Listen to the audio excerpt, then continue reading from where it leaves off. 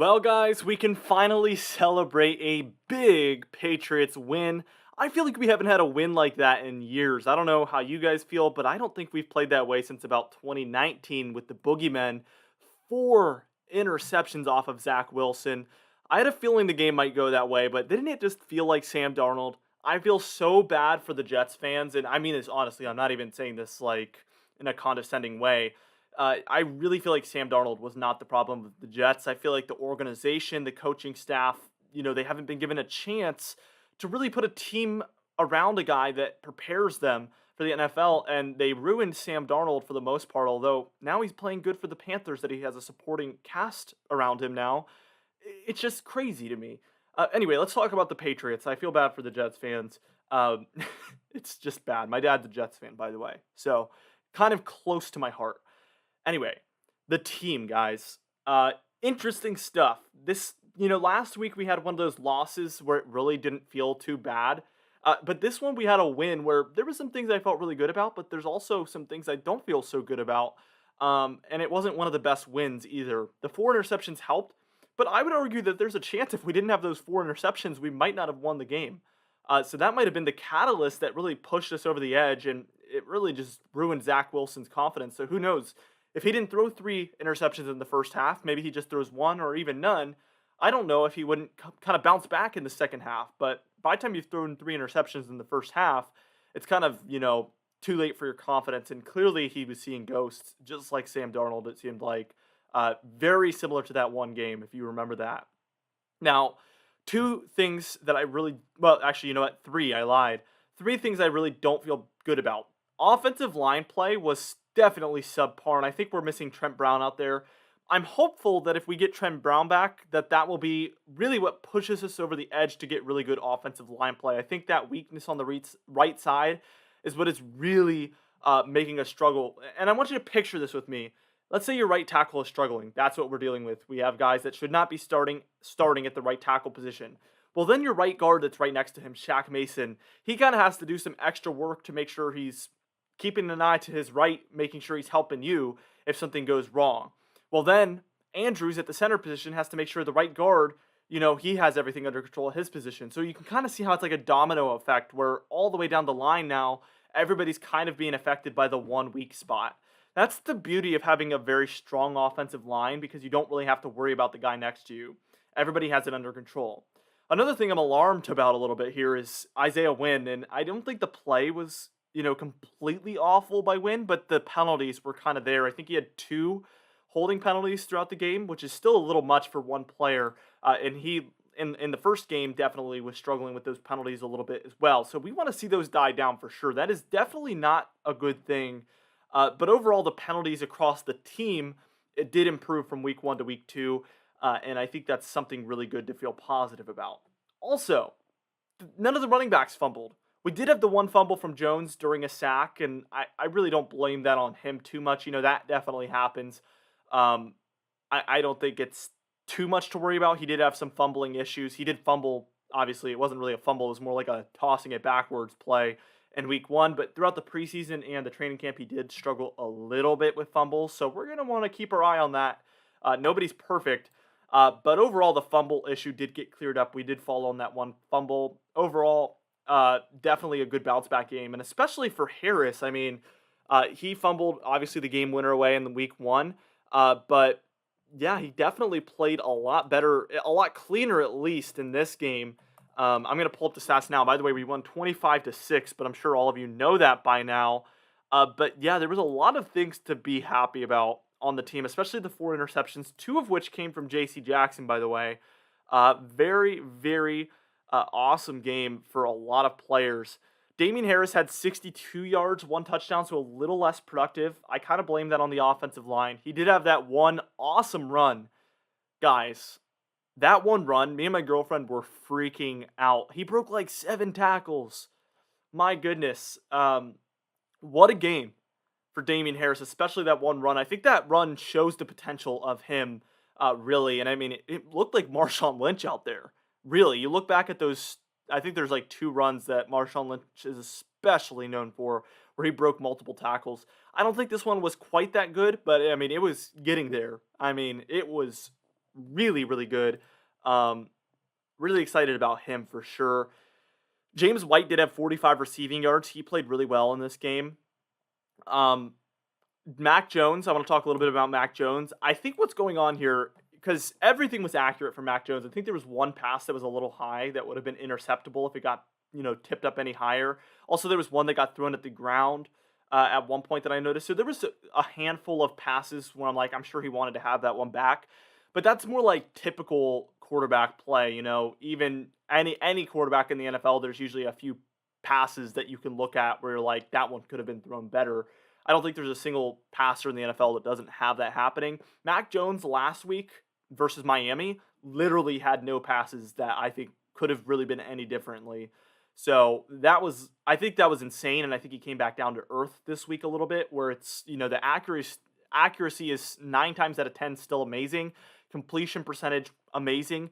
I think the one funniest thing to take away from this game was when he threw one incompletion. It was like his fourth of the game or something, and he looked so beat up about it. He looked more beat up about it than Zach Wilson looked about his interceptions.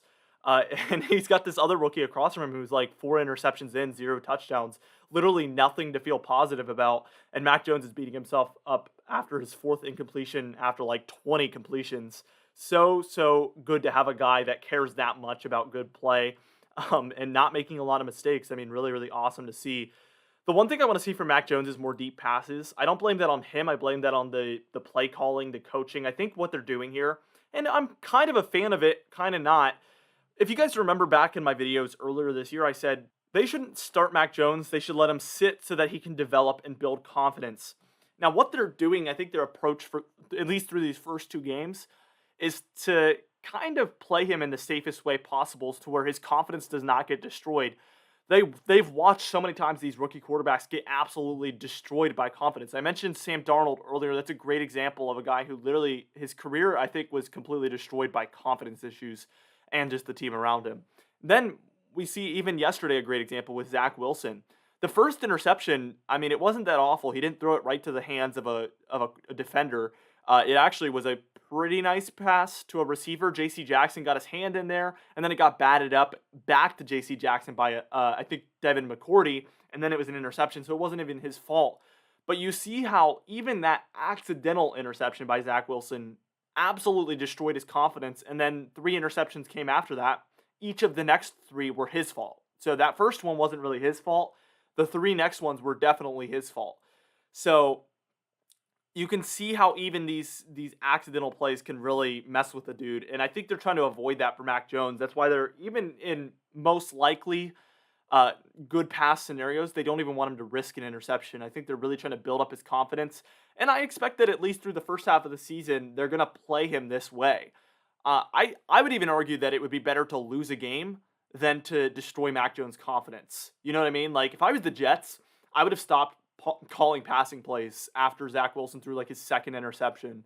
You're not going to win the game at that point, and their running game was playing better than their passing game, so they could have probably done a better job if they just kept pushing with the running game and then maybe just some screen passes here and there, some very short passes. But they kept letting him pass it pretty deep, and it just kept going wrong. Um, yeah, I think building Mac Jones' confidence is the most important thing for this team right now. I think they're a good to very good team, but they're not in that great status. I don't think they're a top 5 team in the NFL. So what are you really playing for? I think we're playing to improve. I think we're playing for the next couple of seasons after this to keep improving. And I think we could be a really great team for years to come if everything as far as development goes correctly and no injuries over the next season, to season and a half to even 2 seasons. All of these guys, like I've mentioned before, are on 3 to 5 year contracts. We're not we didn't sign everybody just for this year. We signed everybody for the next 5 years. So I think the reason behind that is because it's going to be a work in progress, and we're going to continue to improve. We're going to draft more players. We will lose a few faces, but the idea is to keep improving. Part of that is playing very conservatively with Mac Jones. And a lot of people are like, we should be letting Mac Jones throw it to the end zone.